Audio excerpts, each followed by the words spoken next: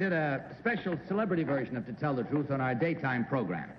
And because of technical difficulties, part of it was not seen by our home viewers. Well, all of us enjoyed it so much that we thought you at home who missed it might like to see it tonight.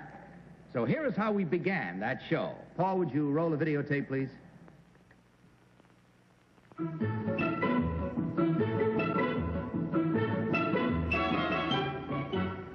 We are privileged to have as our celebrity guest today one of the world's foremost producer-directors of motion pictures. What is your name, please? My name is Otto Preminger.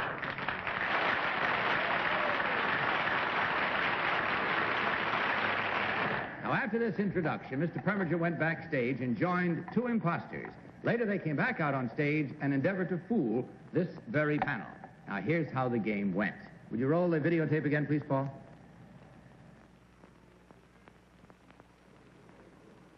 Now we're going to play our celebrity version of To Tell the Truth. Seated to my left behind these masks is our next team of challengers. We have, of course, hidden their faces because our panel, our smart panel, would instantly recognize the real celebrity's face, and we are going to distort their voices for the same reason. Therefore, you'll hear voice distortion through those earphones, panel. Our celebrity guest today is somewhat out of the line of our usual guests. He is not a performer. He makes great performances. One of the most creative directors of all time. His list of motion pictures includes Anatomy of a Murder, St. Joan, The Man with the Golden Arm, Exodus, and his newest film, which just had its premiere in New York, Bunny Lake is Missing. And we'll start the questioning with Orson Bean. Orson? Thank you. Mr. Preminger, number one, what does Ishpeming, Michigan mean to you? This was the site of the production of Anatomy of a Murder. And in Anatomy of a Murder, who played the army psychiatrist? It was played by yourself, Mr. Orson Bean. Thank you. What happened to the great actor? Number three, which picture of yours revolutionized the code of ethics in Hollywood? Well, you probably refer to The Moon is Blue. All right. Number two... Kitty Carlisle. Number three, my husband and I had the distinction of being the longest house guests in history. And this took place in your house. How long did we stay with you? Well, you mean in Bel Air? Yes. Who was counting? Who was counting? Ah, that's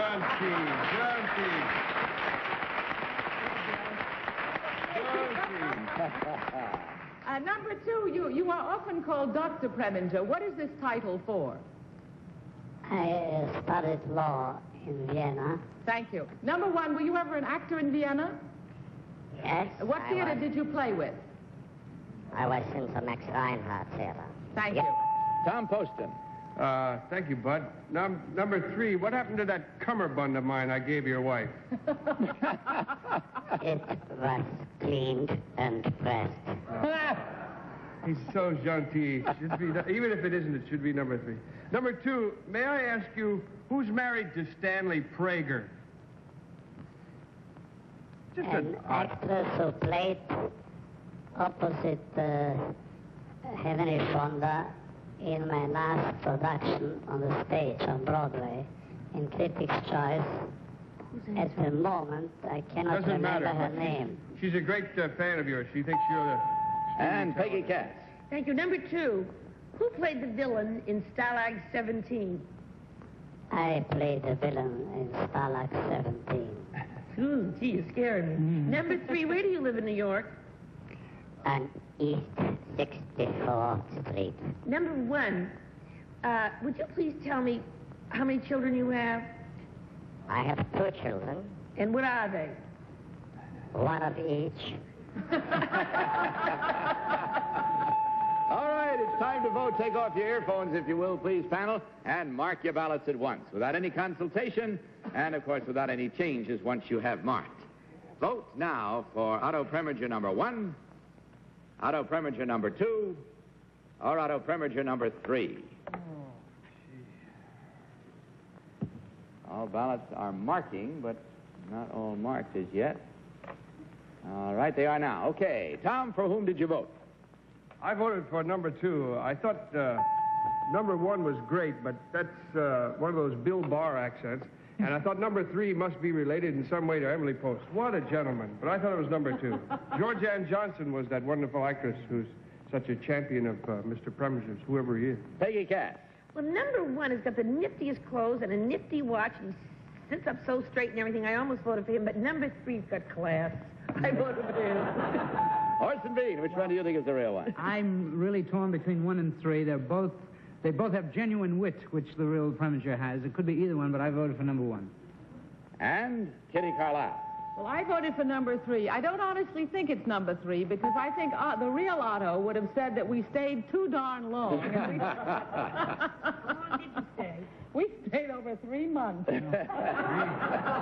But you pitched in and helped clean up the kitchen and everything. No. Very well. And checking the voting here, we find that Orson voted for number 1, Tom voted for number 2, and that means the 2 ladies, Peggy and Kitty, voted for number 3. So, number 3, you got the most votes. Are you Otto Preminger? No. My name's Henry Morgan.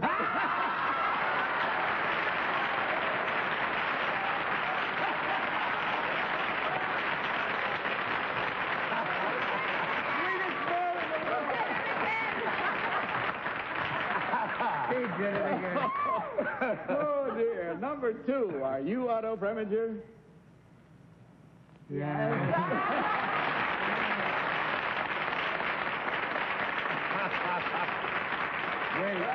Number 1, I guess you might as well unmask too. What is your name?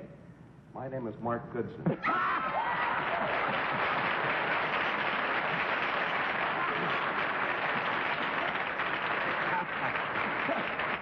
Only our boss, ladies and gentlemen, the owner of the show, Mark Goodson and Bill Codman, are the most successful firm in history, and they have owned and operated our little shebang here for quite a while. What about that accent? How did you describe that, Tom? What? A Bill? Bill Barr. Bill Barr.